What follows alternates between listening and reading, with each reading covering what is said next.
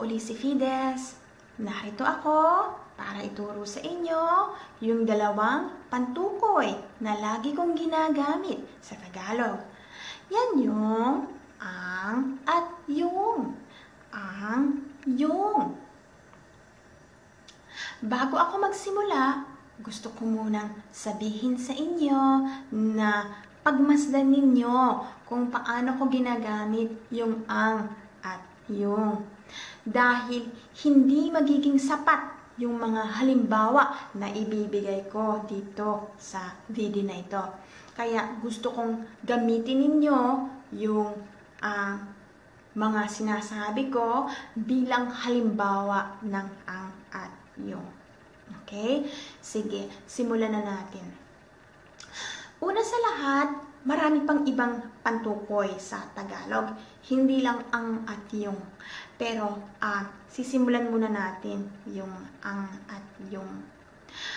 Ano ang pagkakaiba ng ang at yung?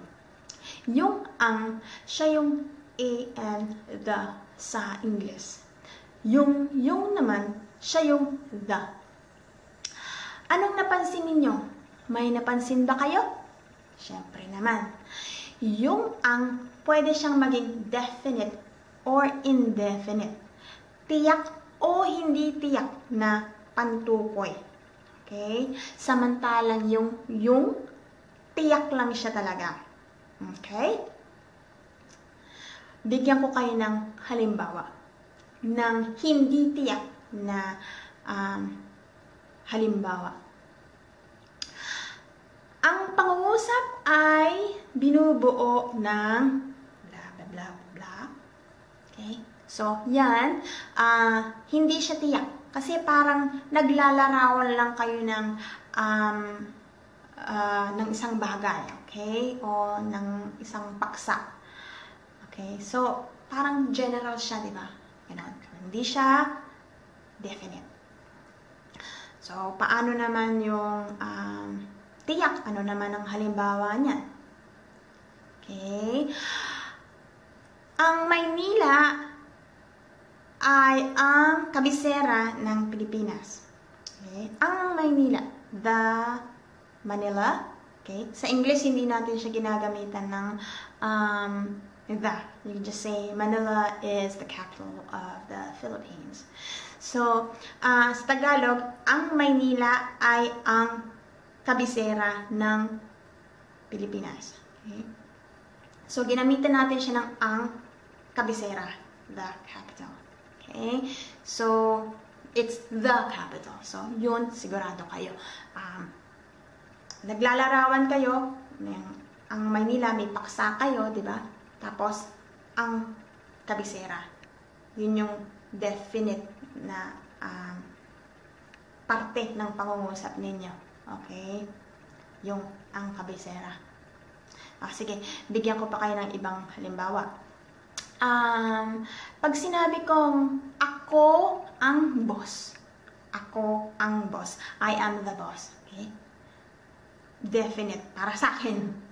Definite na sinasabi ko sa inyo na ako ang boss. Okay? Ngayon, paano naman siya sasabihin kapag gusto niyong sabihin, I am a boss. Okay?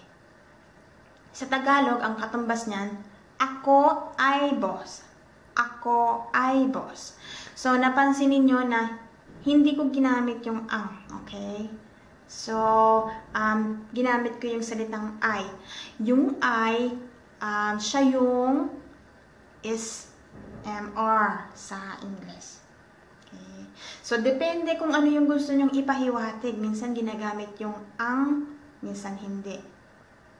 Kaya nga sabi ko sa inyo na makinig lang kayo at masasanay rin kayo. Medyo mahirap pa intindihin sa umpisa, pero nasa kasanayan lang yan. Okay?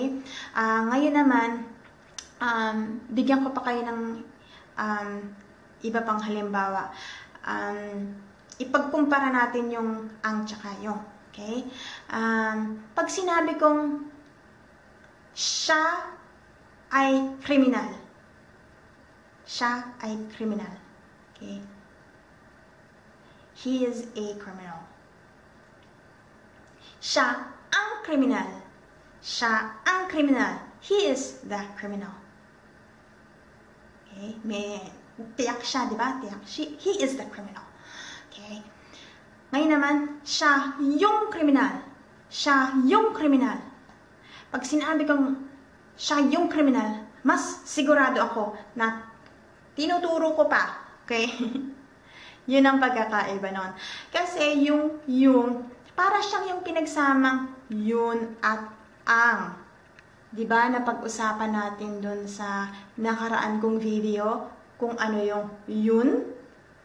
Yung yung ginagamit na pangturo, demonstrative pronouns, ng isang bagay na malayo. Yun. Okay?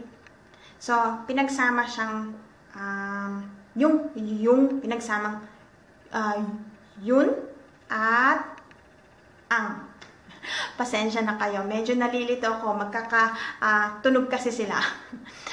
Yun ang pagkakaiba ng ang at yung. Okay? Ang is the, tapos yung parang pinagsamang the plus you're pointing at something. Okay? Yung. Tsaka yung para siyang yung tinuturo mo siya sa utak mo. Yung. Okay? May idea sa utak ninyo na tinuturo nyo. Okay? Na gusto nyong sabihin sa kausap ninyo. Okay? So, bibigyan ko pa kayo ng iba pang halimbawa pero sa susunod na video. Okay? Dahil marami pa talagang halimbawa. Sige, hanggang dito na lang muna. Sa susunod nating pakikita. Paalam.